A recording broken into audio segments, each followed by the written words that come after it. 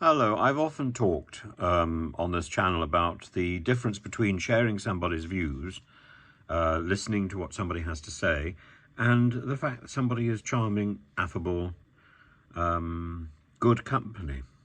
I think there's a difference between the two ideas, and Andrei Kelin, the Russian ambassador, is clearly charming and clearly delightful company. And he struggles. He struggles to be very diplomatic, very careful, as does indeed Sergei Lavrov.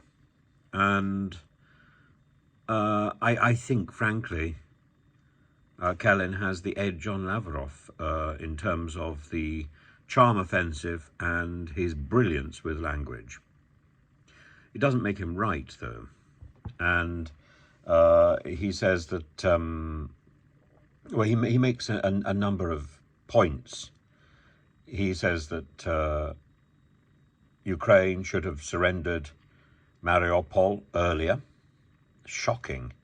He says that it's a grave mistake for the West to think that Ukraine can prevail and for the West to provide assistance.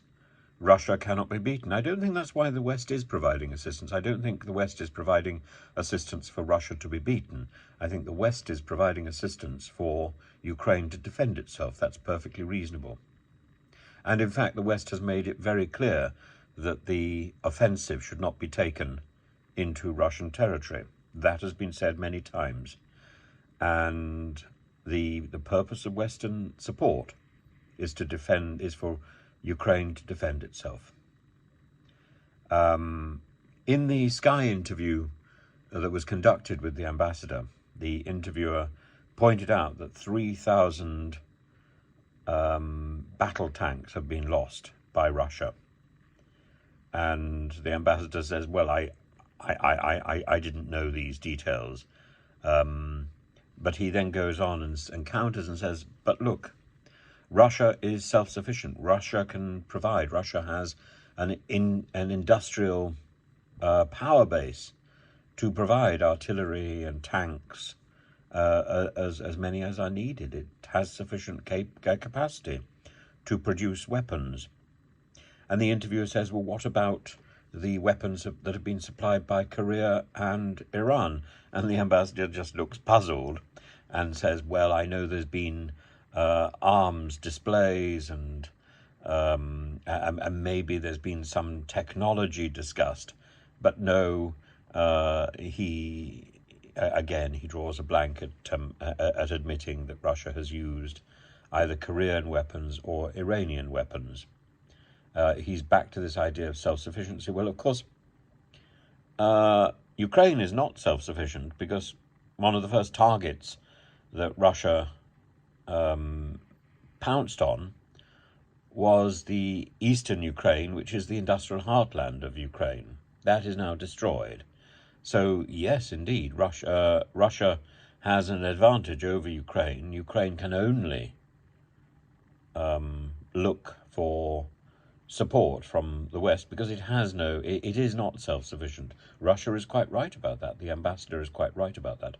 As for being pressed about whether or not he would hope for a Trump presidency, because Trump has said that it would only take him 24 hours to stop this war, again, he looked incredulous. He says, well, Russia doesn't take sides because it's important that it isn't seen to be biased. But he says that at least Trump is talking about the end of the war. Now, what I find so fascinating is when he made that statement, the ambassador to Russia used the word war. And I thought it was still legally demanded by Russia that everybody refers to this conflict as a special military operation. I wonder if that was a little error on the part of the dear ambassador. Only one error. The rest of the interview was impeccable from a Russian point of view, and as I say, charming man. But then I also point out, as you know, many, many times, I think that Mr. Farage is charming and many other people are charming. I get pulled up about this on many an occasion because I think people haven't quite understood the point I'm making. People can be charming and they can be wrong. You know, the old idea of the charmer twirling his moustache, this was the part played so often in the 1950s by Terry Thomas.